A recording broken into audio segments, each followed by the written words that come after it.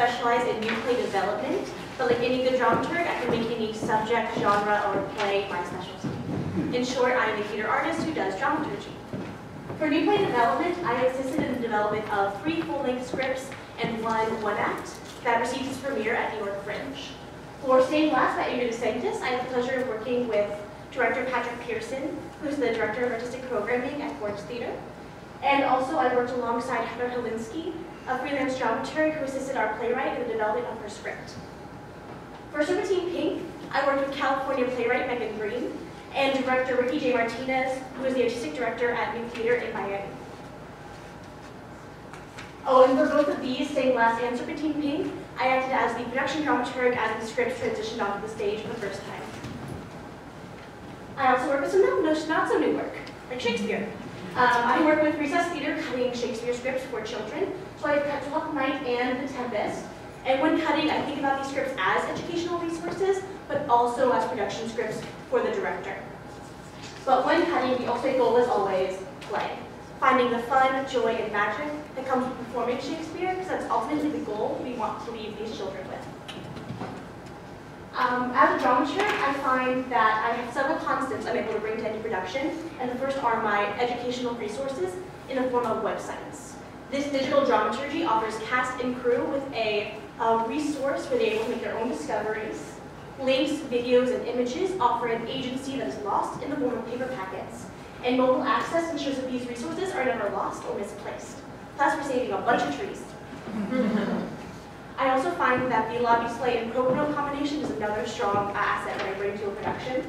For Revolt, She Said Revolt Again, by Alice Birch, this play was inspired by Valerie Solanas' Scum Manifesto.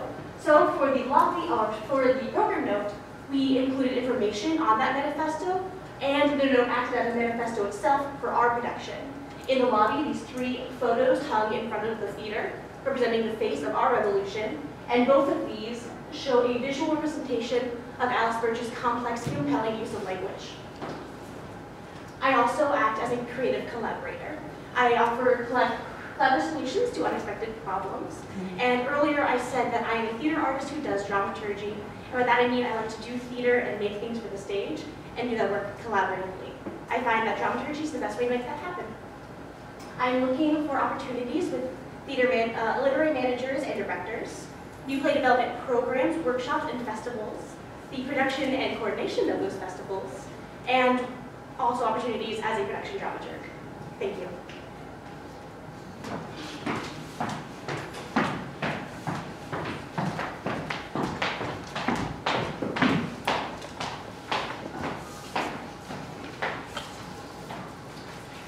Ciao.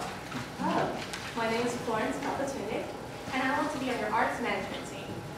A little background on me is that I am a theater and justice studies double major. I have a focus in global justice, and also I have minors in social science and academic studies. And my dream occupation is to be a theater diplomat, because the fusion of arts and justice really intrigues me, and I want to learn how to teach that to others, because I do believe in raising global consciousness and highlighting social justice issues, as well as being able to educate and knowing that theater is able to educate and entertain people. And I would like to do this with different theater companies. One of my favorite forms of theater is actually African storytelling.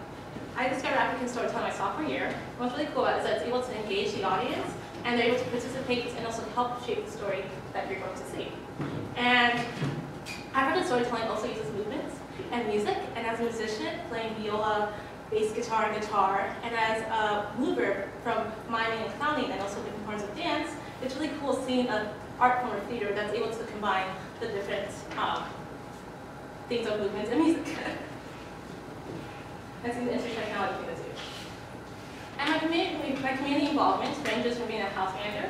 For the last 2 years, I have held a position as Forbes Center for Performing Arts house manager, and we manage 5 different venues. And this is different venues that usually have sold-out shows. One of our encore performance masterpieces was the Steelos. They came to perform, and this was a 600-person show, and I found out how much I really enjoyed the adrenaline rush of everyone coming to me at once, and the show has to start on time, and I was running it, and luckily enough it did. So that was really exciting and fun feeling to have. And also, currently for the past year, I've held a position as Vice President for Alpha which is our National Theater Honor Society. And it's really amazing getting to work with Sarah Carlson, because her and I, we've been able to work with the Harrisonburg Fine Arts Corner and hopefully get more JMU students more involved in the community and be able to give back, because that's something that we're able to do as college students.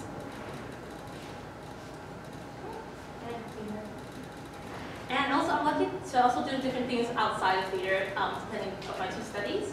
Recently, I actually just went to the International Model African Union Conference, which took place in DC.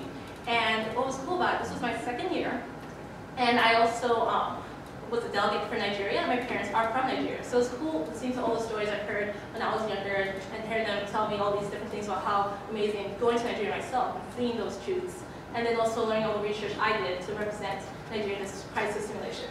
And since it was my second year doing it, it was also fun to realizing all the stuff I learned from last year and bringing it into this year and fixing my mistakes and getting to work with each other. And also one thing that I'm often reminded is how hard diplomacy is. But that's what makes it so fun. It's just really learn to listen. And I'm fortunate that these experiences have formed who I am today, and that I hope that one day I can reach my dream occupation of being a theater diplomat, and maybe one day form my own United Nations of Theater. Thank you.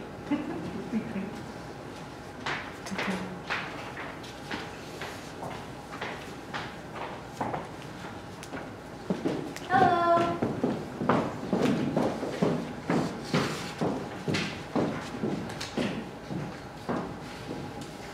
I'm Madeline Mojalali, and I'm so excited to be presenting to you today as a teaching artist.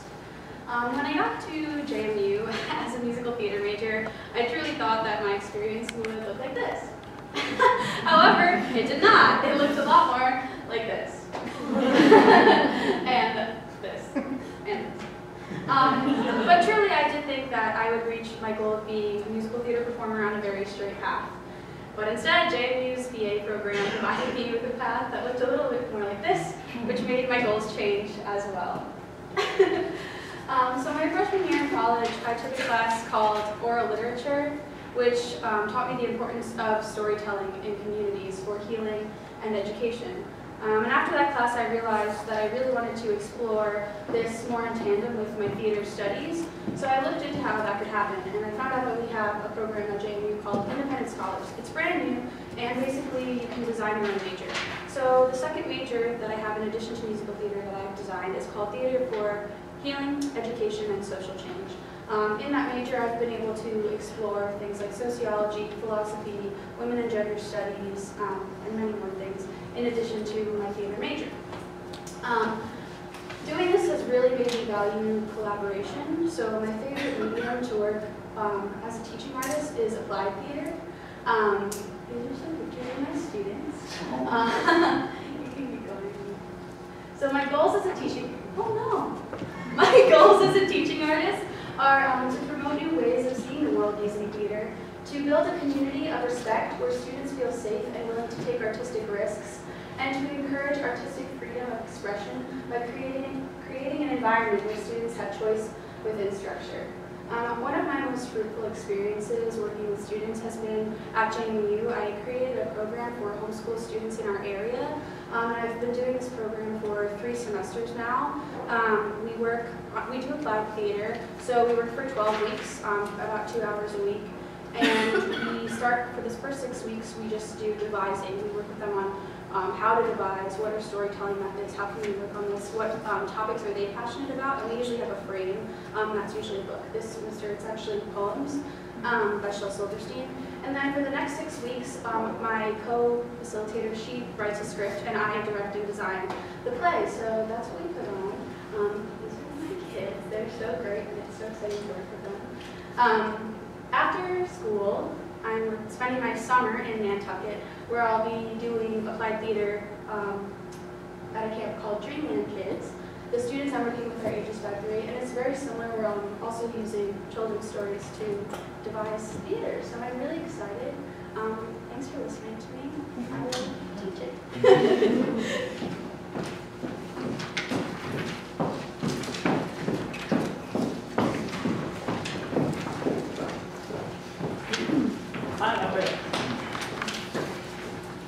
My name is Brian Davis.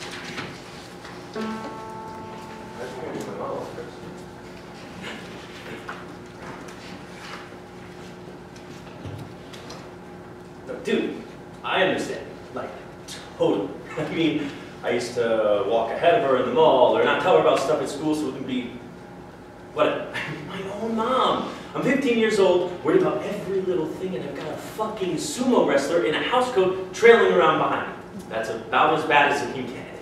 And the thing was, I blamed her for it. I mean, it's not like a disease. Well, I guess some people have like thyroid or that type of thing, but no, she just shoveled shit into her mouth, had a few kids, and then, bam, up there at 350, maybe more.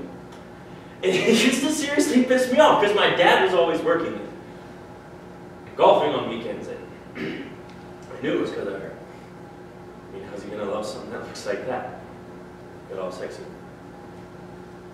I'm just a kid at the time, but I can remember thinking, something about her makes you want to take her by the arm, take her out of the sun, get her something to drink that's cold. Never felt this way about a girl before, looks as light as falling snow, makes you want to go, reach up, pull her down, feel her soft, sweet, cool, hot, don't go, stay by the window, can't you feel me looking at you, don't go, stay by the window, I can feel you looking at me too. Thank you.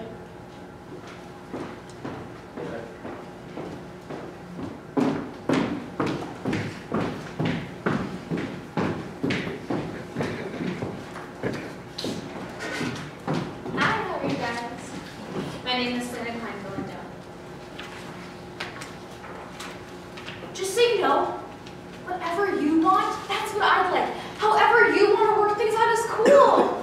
I was just so sure you were going to let me have it, you know, tell me to take a hike or something, but I was really shaking. I mean, you have to understand, this guy before you, he really hurt me, and I think I'm hypersensitive to another incident like that one. Afterwards, I wanted to hurt him. I really did. I'd find out when he was going on dates and stuff, and I would show up at the restaurant or go on over to the Cineplex and go see the same show, whatever. He even called the cops once, but I was like, so what? Fuck him. I got his new email address about 5 months ago, and I've sent him all these pictures of horses shitting in a woman's mouth and various things of that nature because, you know, it's basically what he did to me. Took a shit right on me and sent me packing, and that is a bad thing to do to someone who loves you very much. So I said to myself, I said, hey, little man, I'm not through with you yet, nope, and maybe not for a long time either. So see, that's what I was thinking about on the way up here. Sorry if I was being all weird. You want to make out some more, or should we go drive?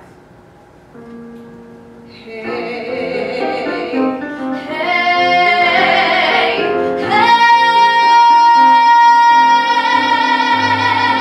people walk by me with glee. I am what they'll never be. I won't ask you to tip your hat. I won't ask that you notice what I'm wearing. I could care less for things like that. All I'm asking for is change. Thank you.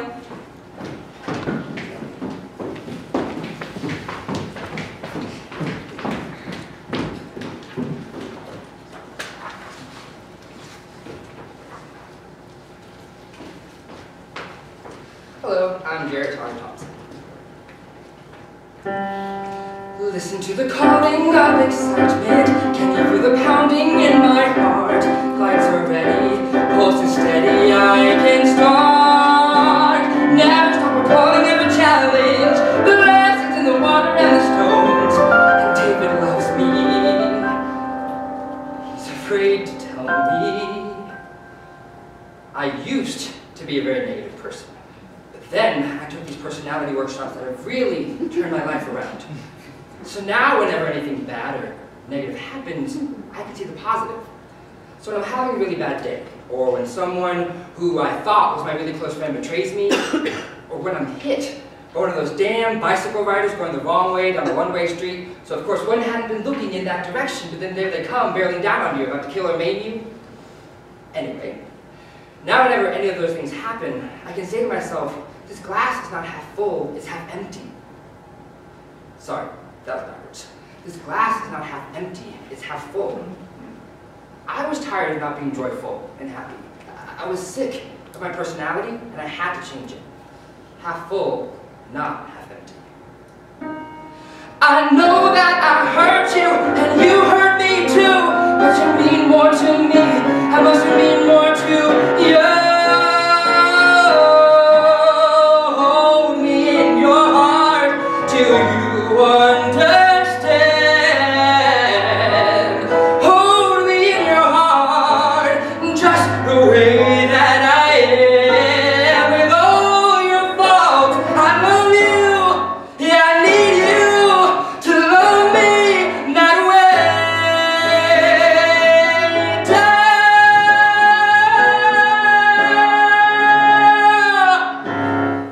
Thank you.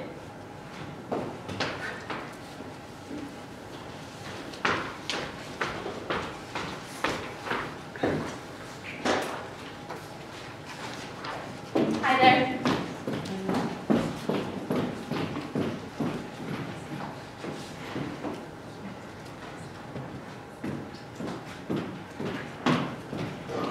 Hi, I'm Maddie Osborne. I don't know. First you buy me a drink, and then we get to talking, and you ask for my number. So I figure, what the hell, and I give it to you. If you don't call, I'm disappointed. If you do call, I either don't like you, and you like me, or we both like each other, and we go at it for a while, which allows us to go through periods of emotional turmoil, and things are said in anger that we'll pretend to forget until they come back up again during the postnatal depression I'll have after the birth of our first child. After our second child, you'll have a torrid affair with someone that you work with. The divorce will be ugly and expensive. The kids will blame me, of course, and I'll die alone. I think I'll pass on the drink. Nice tie, though. So you play till it's perfect. You play till you ache. You play till the strings or your fingernails break. So you rock that recycle and get into Yale. So you won't feel so sick and you won't look so pale. Cause you've got your full ride and you're early at mid. So you're done with the school and with all of the shit. And you graduate early, you're gone as a maid. And there's nothing your paranoid parents can say. And you know that it's just a sonata away, and you play, and everything else goes away, everything else goes away, everything else goes away. Thank you.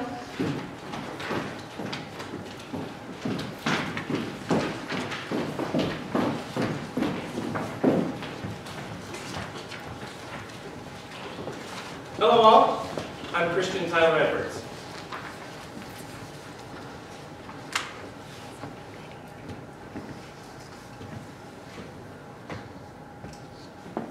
I was never funny, or good looking, or clever.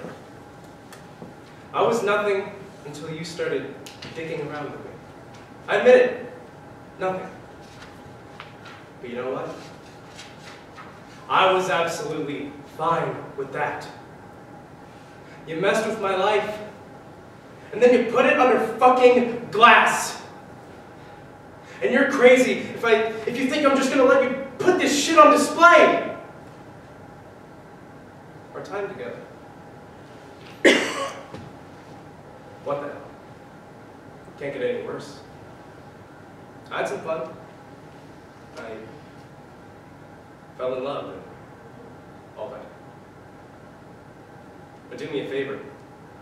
Don't go thinking that this is art. And if I'm wrong about that, then you gotta at least realize that there is a price to it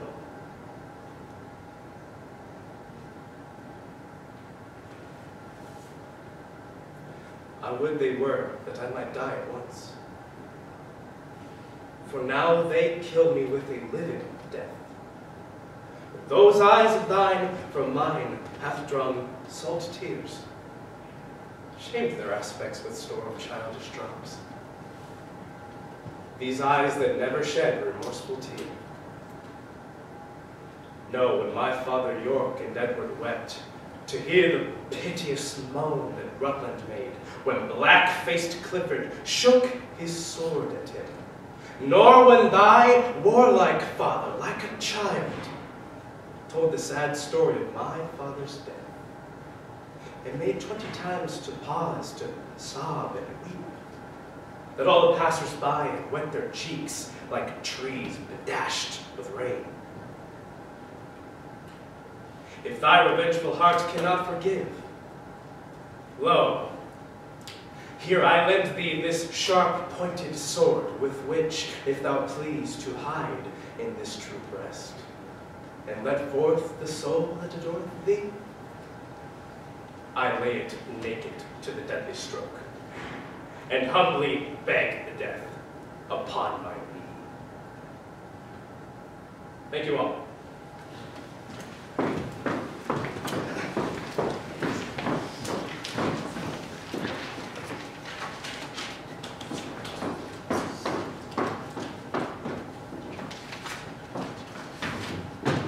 Good afternoon, I'm Rachel Kimberlin.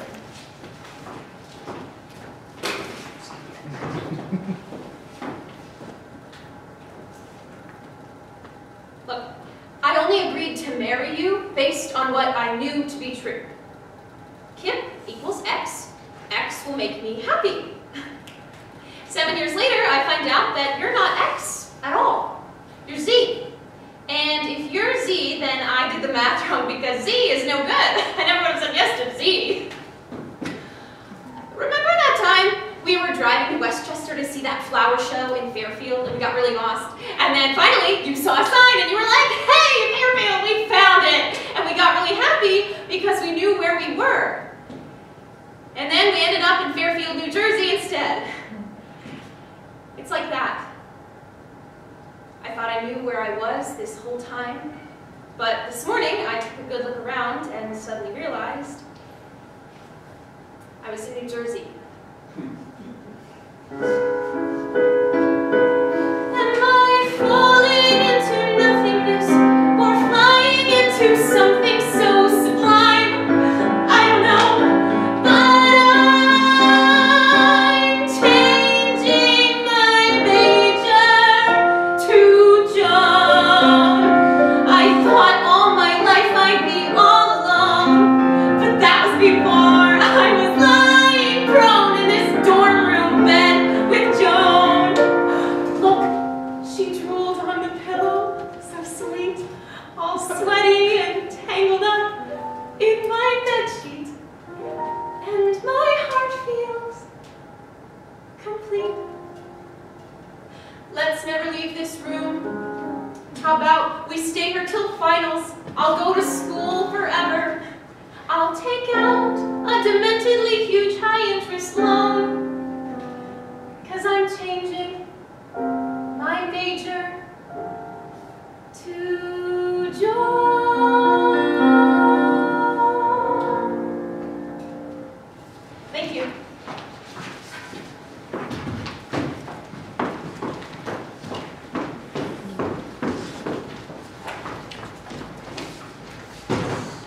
Good afternoon. I am Diego F. Salinas.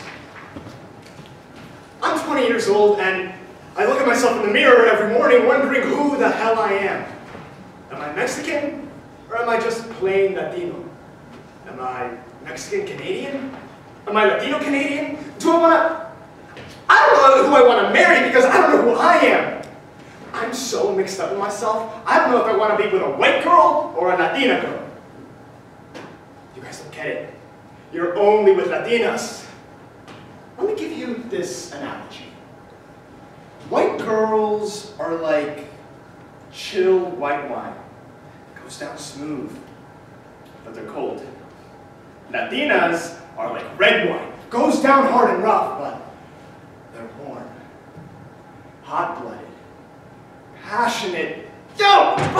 Forget about the girls! I'm so mixed up, I don't know who I am. Maybe I should go to some cross-cultural support group or something?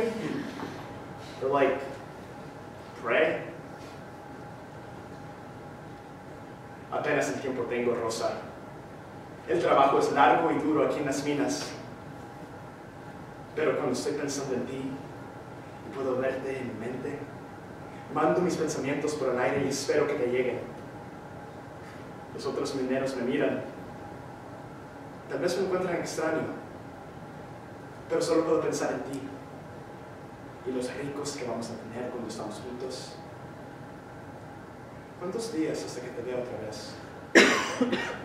¿Cuántos días hasta que nos casemos? Nunca descansaré, Rosa, hasta que seas mía. Thank you.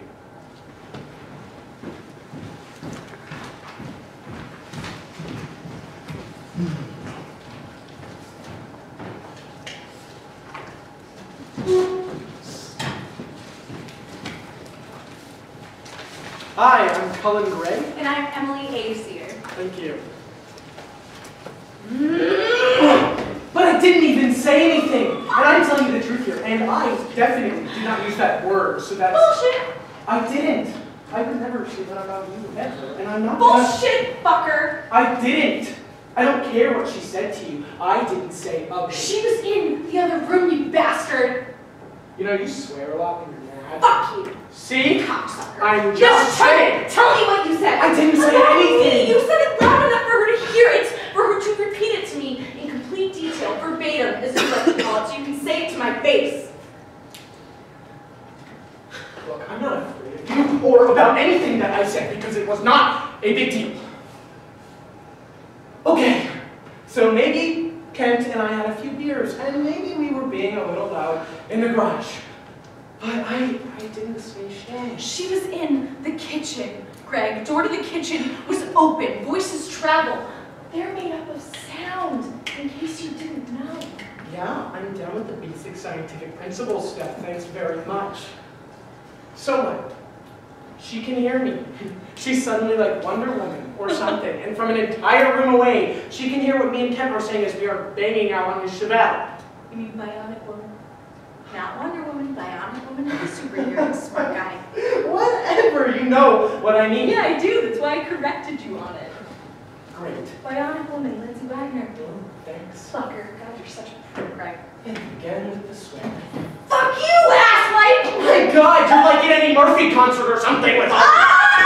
Don't make me mad! The entire building aware of your psychotic break with reality. Fuck you. Fuck you. Fuck you. Fuck you. You're like one of those chicks from the 70s who starts taking shots at President Ford, a fucking nutcase. Shut up, fuckhead. I mean it. No. You're crazy. A Tell me goddamn what you said. lunatic. Tell me. Okay. Say it. Okay. Say it. Okay. I am being serious. Okay, so Kent said something about some girl at work, some younger chick. She doesn't even work in our department. She's in the shipping office. He thought she was hot. Said she was pretty, and I agreed. That's all. That's it. Yeah. Really? Mm-hmm. You didn't say anything about me in comparison. No, I Nothing. don't think Anything like Not that in at all. comparison. You got this far. Don't fuck it up now. Okay. Well, what I said is, I remember what I said now. It's, so, well, maybe Steph doesn't have a face like this girl. Maybe Steph's face is just regular, but I wouldn't trade a ring for $1 million. Something like that. Oh, You know? Like just, regular. yes, regular. I see. I didn't say ugly. Yeah. That's what Carly said to me. You said those exact words. All right then, which was not meant as any sort of comparison. No, was it? No, really? No, if anything, it was a point of contrast with you as the good thing. Huh. It was meant as a compliment, Steph. Was. Honestly. Guess what? It's fucking not! Go! Thank you. Thank Thank you.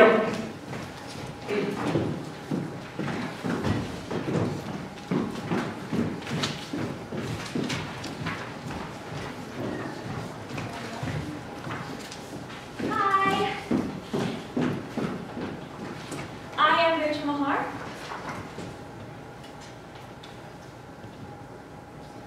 Did I do something wrong? Am I supposed to play hard to get? Because I don't know how to be coy or play games. All I know how to do is be honest. You said you didn't want anything serious, but how am I supposed to act casual about something so amazing and rare and beautiful? I mean, you're the first person to really see me. How is that not a big deal? And if I'm wrong, then I'm wrong. And if I'm crazy, well, then I'm crazy. But if I'm right, and you are just too chicken shit to deal with the possibility of something amazing and beautiful and wonderful, well, then I don't know if I want to be with somebody so stupid. Just to look around at the world we're inheriting and think of the one we'll create. Their mistake is they got old. That is not a mistake. We'll be making no sir, we'll stay young forever. Give those kids and me the brand new century and watch what happens. And all I know is nothing happens if you just give in. And it just so happens that we just might win. So whatever happens, let's begin.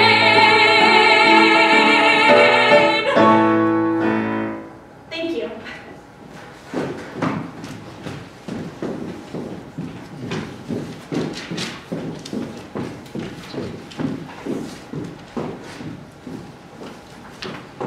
Hi, I'm Marissa Kovach.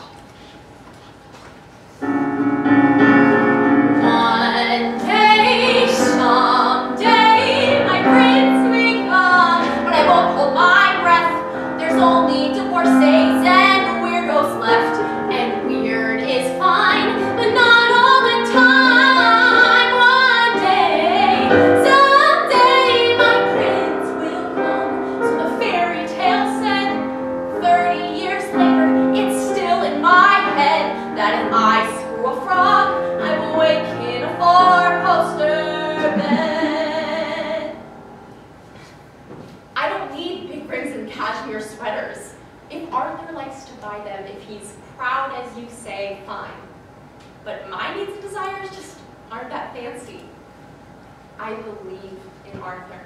I'm willing to put school off to work and support him while he finishes getting his philosophy degree. And I know there aren't a lot of rich philosophers out there, Mrs. Grosberg. But I'm okay with that.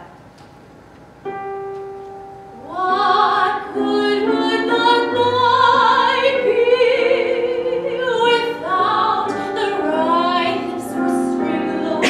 Kiss me, oh darling, kiss me, while the evening stars aglow. No, it won't be a primrose path for me. No, it won't be diamonds and gold, but maybe it will be someone who loves me,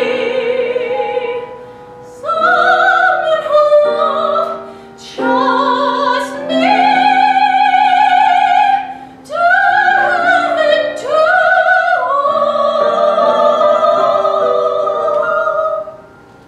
Thank you.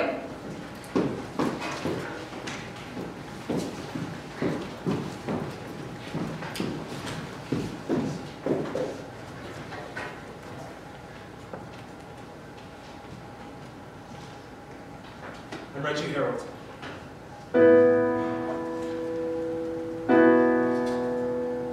So I'm standing on 10th Avenue.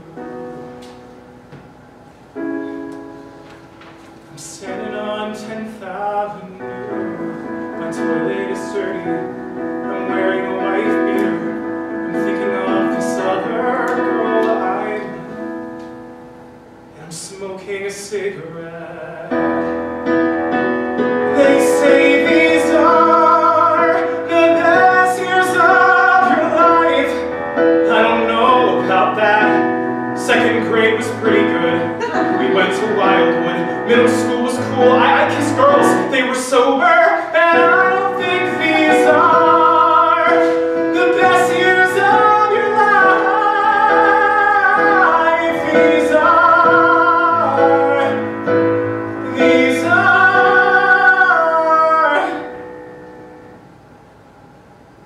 Look, I didn't make you people. God did. Okay? But there was a design flaw in the creation. See, He gave you free will. And to balance that out, you were designed to self-correct.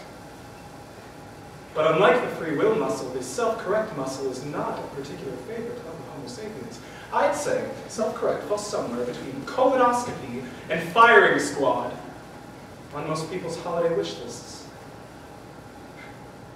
At any rate, the truth is, I don't have to actively compete for souls. I don't have to lull, or flatter, or tempt, or deceive, because with God,